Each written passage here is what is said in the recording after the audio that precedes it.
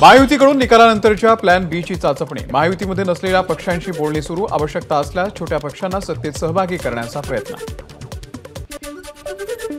मुख्यमंत्री एकनाथ शिंदे यांनी बोलावली प्रवक्त्यांची बैठक। बैठकीनंतर मुख्यमंत्री व्हीसीद्वारे उमेदवारांशी संवाद साधणार। मतमोजणीच्या वेळी काय काळजी घ्याल याचंही करणार मार्गदर्शन। निकालाच्या आधीच महाविकास आघाडीची सरकार स्थापन करण्यासाठीची रणनीती सुरू। महाविकास आघाडीच्या बड्या नेत्यांच्या बैठकांना वेग। निकालानंतर सर्व आमदारांना मुंबईत बोलावणार।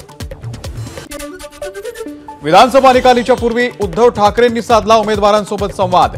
व्हिडिओ कॉन्फरन्सद्वारे संवाद साधत मतमोजणी दरम्यान काय काळजी घ्यावी याचं उमेदवार आणि पोलिंग एजंट्सना मार्गदर्शन। महाविकास आघाडीकडून ग्रामीण भागातल्या आमदारांसाठी मुंबईमध्ये हॉटेल बुकिंग। निवडून आलेल्या आमदारांना एकत्र ठेवण्याचा महाविकास आघाडीचा बैठकीमध्ये निर्णय। राऊतांची माहिती।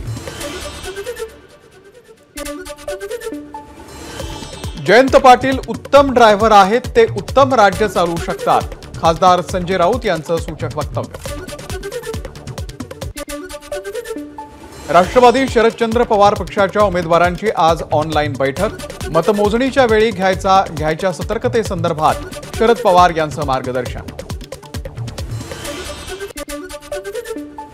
उद्याच्या निकालासंदर्भात काँग्रेसच्या नेत्यांची आज महत्त्वाची बैठक।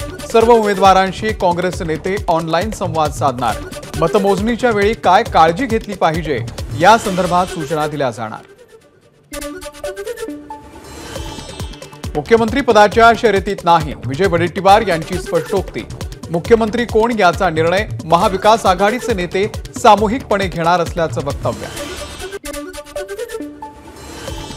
सत्तेत राहण्याचा मार्ग निवडू, वंचितचे आमदार निवडून आल्यास सत्ता स्थापणाऱ्यांसह राहू।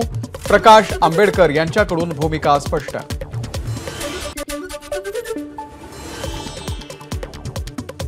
आंबेडकरांचे 50 ते 60 आमदार निवडून आले तर मदत घेऊ।